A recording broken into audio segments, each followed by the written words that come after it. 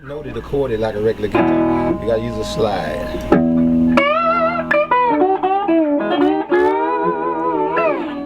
Things around here are a little more easygoing, you know, the whole laissez-faire thing, and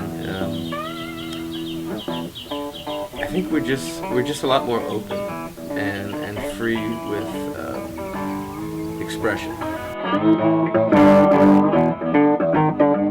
I think there's a sense of storytelling in the South that's probably a little bit different than anywhere else. Everyone here is totally looking out to help each other out or to be helped by others. I mean, that's the way that this community has grown so far. It's like, oh, you're a food truck? Well, I'll book some bands. Let's throw a party. And they tolerate their eccentrics in Mississippi.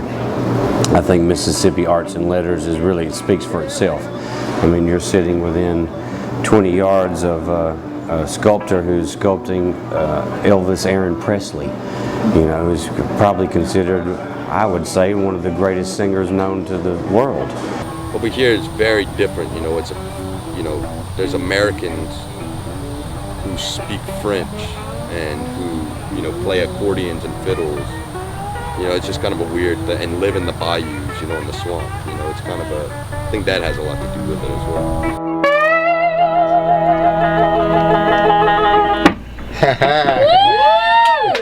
Yeah, it plays. What really is conducive to creativity here, for me at least. I'm a writer, and also with the art that I see and the music, is that there's a couple of things. The first is that there's a lot of tension here, and I don't mean that in a bad way, but there's, you know, creativity comes out of chaos, and so there's a lot of tension here, and probably in the South in general, but certainly here in Arkansas, between, you know, kind of these dualities between, like, church and bars, for instance, or black and white, races. You know, there's a lot of tension there, and there's a lot of tension between, you know, the good and the bad, and what you see on the surface and what's really happening behind the closed door. And there's a lot of that here, and so I think that for me at least creatively, I think that is where the creativity kind of resides, is in that tension. That's what it feels like to me here, in a good way, not in a bad way. And so it's all kind of unsettling all the time, but that's good. And that kind of keeps the writers writing, and that keeps the music going, and that keeps the painters painting. And, you know, if it was just kind of all calm all the time, I don't think that there'd be that energy here.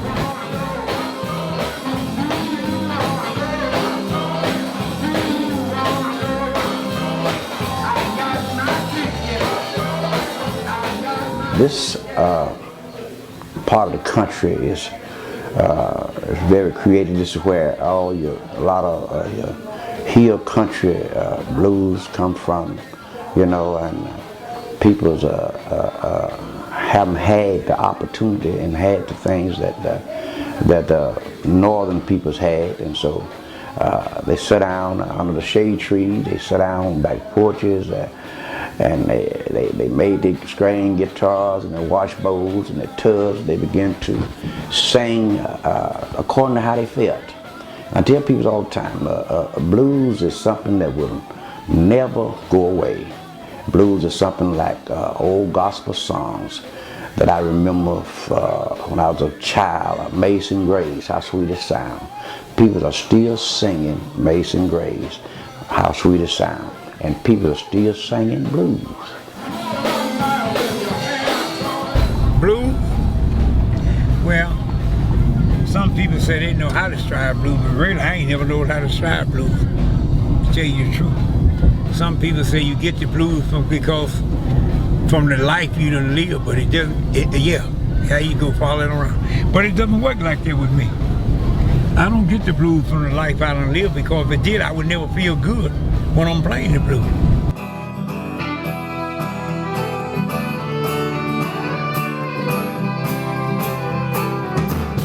Southern culture is very much American culture. Right. Or vice versa. Exactly. American culture is Yes. Southern culture. Yes. And I think that's very true. I mean, if you think about what people think of, like from other countries, especially when they think about America. Fried chicken and rock and roll. Absolutely. The blues. Boom. Right? Mm-hmm. It's primarily Southern thing. So you think about people in New York, other parts of the country who might look down their nose perhaps at Southern culture. It's always good to remind them that real American culture at its core is Southern American culture.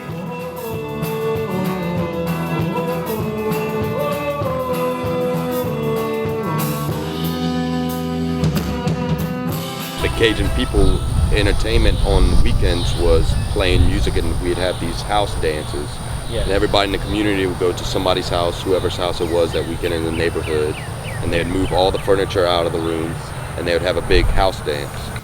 South Louisiana is one of the few places in America that have such a culture that is so unique and so still very strong. A lot of it revolves around the family, and that living in the South, the family's so important. We both learned music through our families. I mean, I didn't grow up playing Cajun music in my family, but I grew up playing Peter, Paul, and Mary and Bob Dylan with my aunt and uncle. They would come over on the weekends. I don't think it's in any danger of dying out. You know, it's going to wane. I've always been a student of arts and letters, and even the more I learned in the greater world, which I haven't always been strictly focused on this postage stamp of an area that we live in here, but things took me back to it. The more I read Dickens, the more I read every writer, the more I saw paintings, the more I saw sculpture, everything brought me back to here. So it just ended up being a blessing to me to be from here, to be from Mississippi, and to have all arrows pointing back here. If you come to Clarkesdale and you spend a night here and you see some music, you're absolutely coming back. It may be years based on your budget and where you live overseas or whatever, but you will come back, and you will probably bring someone with you. Because it really is the kind of experience that just you don't think still exists. You know, to walk into a history book essentially for a night at a place like Red's, you know, who thought you could do that?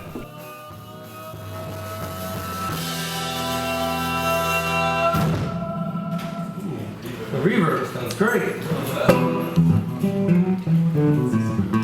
I miss Spencer. It sounds good up here. I think we're good.